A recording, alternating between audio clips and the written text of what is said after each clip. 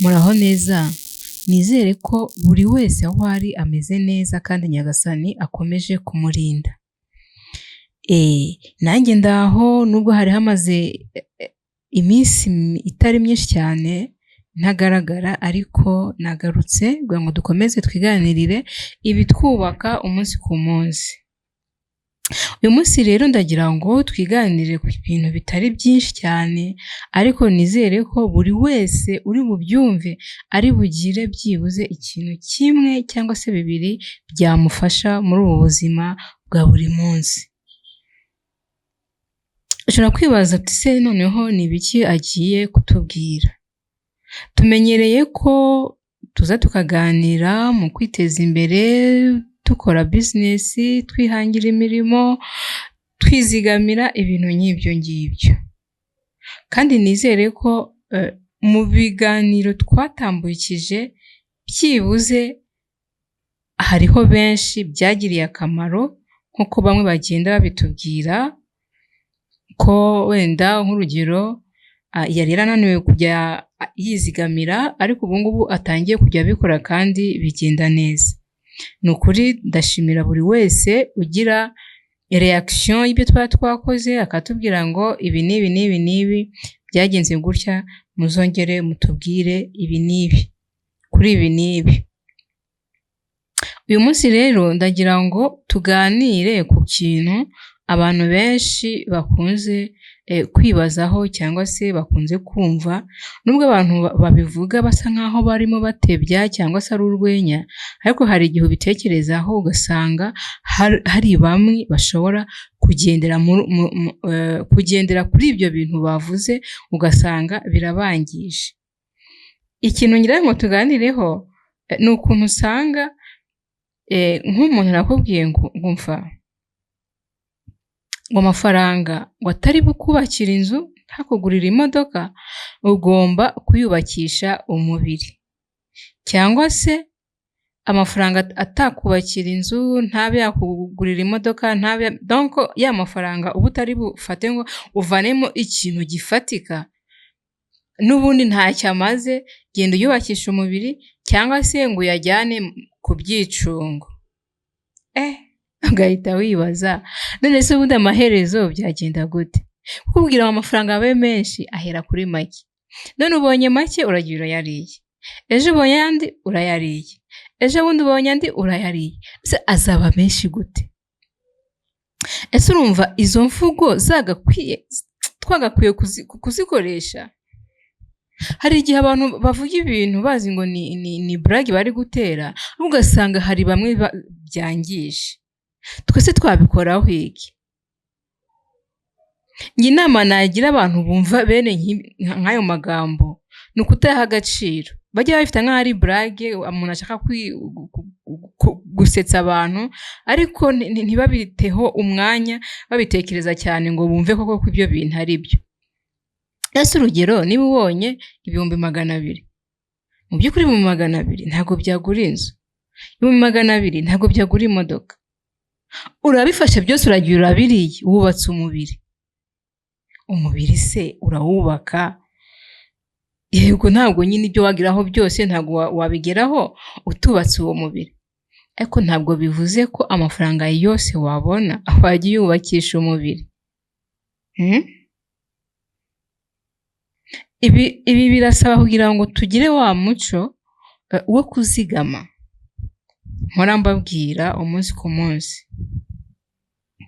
Niwizigamira ushobora kutagera ku kintu uyu munsi cyangwa ejo, ushobora no kubigeraho utinze, ariko ukabigeraho kubera ko hari igihe wiyimye ikintu runaka kugira ngo ejo cyangwa ejo bundi uzabe ufite ikintu runaka.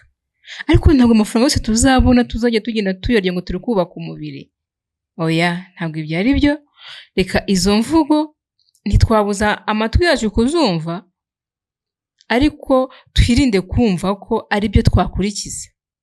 Wowe nk'uko nkunda kubibabwira, gira intego mu buzima bwawe, uvuga uti ndashaka kugera kuri iki. Noneho numara kuvuga ngo ndashaka kugera kuri iki, uzibaza ati se kugira ngo ngere kuri kiriya bizansaba iki? Niyo handi noneho bizagusaba ubushobozi. bwaba bwo mu bitekerezo, bwaba n'ubufatika bw'amafaranga, ko tuzi neza ko ntacyo wagira udafite amafaranga. Amafaranga ni ryo pfundo ry'ibintu byose, niyo mpamvu usanga buri wese ayashakira hasi hejuru, ukumva ikintu cyose cyaguha amafaranga wagikora. No kuba ufite inzozi ushaka kugeraho kandi utazigeraho nta mafaranga ufite. Twirinde rero amagambo aduca intege, ashaka kutwumvisha ko ubwo dufite amafaranga make biriya ntabwo twabigeraho. Oya, tujye twibuka neza ko utangirira hasi ariko ukazagera hejuru. Ibyo ngibyo birampa ikindi gitekerezo ku bakoresha. Mukoresha aho uri hose wiyumvisha yuko umukozi wawe nta kintu agomba kugeraho, ugashaka guhora wumva wamuca intege ko ntacyo ashoboye, ko ese ujya wibuka neza yuko nawe nubwo uri kumukoresha hari abigeze kugukoresha? Wowe se n'iki watanze kugira ngo muri iki gihe uba uri gukoresha abandi? Ese iyo uza guhura n'abakoresha baguca intege nk'uko uca intege abakozi bawe, ukumva buri gihe ntacyo bashoboye kandi ubwo we ntako aba atagize, yakoze, yatanze imbaraga ziwe, ariko niba ibintu bitagenze uko ubishaka, jya wicara usuzume ese mu by'ukuri kuba bitagenze uko mbishaka byose ni uyu mukozi cyangwa nanjye mbifitemo uruhare? Aho kwirirwa uvuga ngo umuntu ntashoboye, ntagize gute. Hari igihe uzavuga ayo magambo, n'ejo mu gitondo ugasanga abo bakozi bawe bose bagiye. Ese washobora kubikora wenyine? Uko byagenda kose, wagira ubwenge bungana gute, wagira ubushobozi bungana gute, ntabwo uzashobora kwikorera ibintu byawe ku giti cyawe wenyine, ntibishoboka. Uzakenera abandi. Jya utekereza ko ayo mahirwe ufite kuba ugezaho ugira kampani yawe ugakoresha abantu, nawe ejo n'ejo bundi yayagira. Wikwiyumvisha rero ko kuba ibintu bitagenze neza ari amakosa ya wa mukozi. Hari n'igihe wasanga ari wowe utuma ibintu bitagenda neza.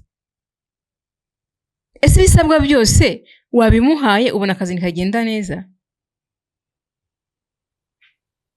Ugasanga uhora mu magambo akomeretsa umukozi, umucyurira nta kazi ashoboye, yanze akazi, yagize gute, hari abandi bagashoboye, wagiye ukabazana. Ariko ukareka kwirirwa. Ntabwo ari byiza ko buri gihe niba hari ibintu bitagenze neza ushaka kwikuraho amakosa ngo uyashyire ku muntu wundi. Nawe isuzuma ubwawe urebe ese uruhare rwanjye ni uruhe.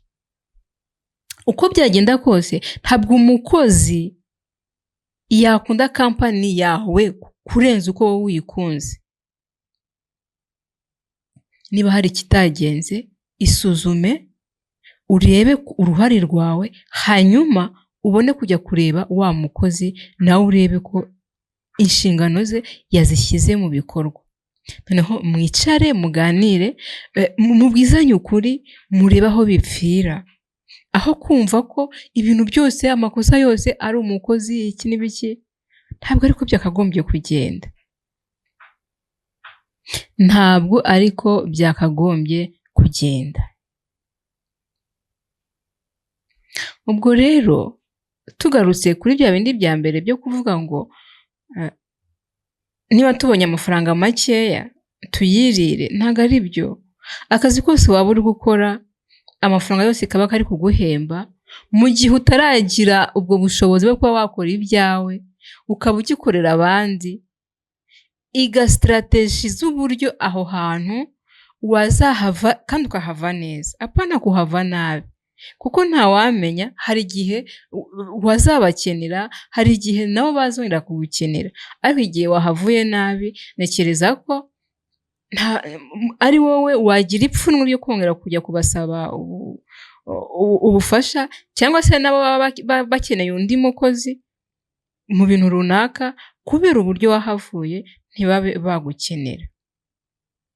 Rero reka tugire umuco wo kwizigamira kugira ngo ejo n'ejo bundi ku bantu, ntabwo ari bose, ku bantu bumva bafite ubushake bwo kuba bakwikorera, bakareka gukomeza gukorera abandi, iyo mvugo y'uko amafaranga ari make wayubakisha umubiri cyangwa se ukayajyana mu byicungo, reka tuyirengagize, tubifate nk'aho ari urwenya, nk'uko n'ubundi tureba inzenya zitandukanye, ariko twirinde kugira ute ko byakwafekita ubwonko bwacu, bugatuma ibyo twiyemeje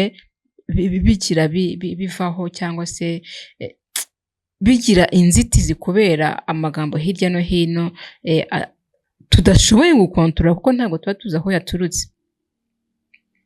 Reka rero dukomeze twiteze imbere, mu gihe cyose wumva ushaka kwikorera, ubitekerezeho kabiri, kugira ngo utamara kureka ka kazi wakoraga, wagera mu byo ugiye kwikorera ugasanga bigenze nabi, ahubwo banza wige neza ibyo ushaka gukora, kuko mu by'ukuri akazi karahari. Wenda ushobora kutabona akazi wifuza, ariko ntiwabura ikintu ukora, kandi akazi twita ngo ni akazi kabi gashobora kukugeza ku kazi keza. Icy'ingenzi ni ukubishyiraho umutima, ukabyiga neza, ukabishyira mu bikorwa, kandi bizakunda. Murakoze cyane.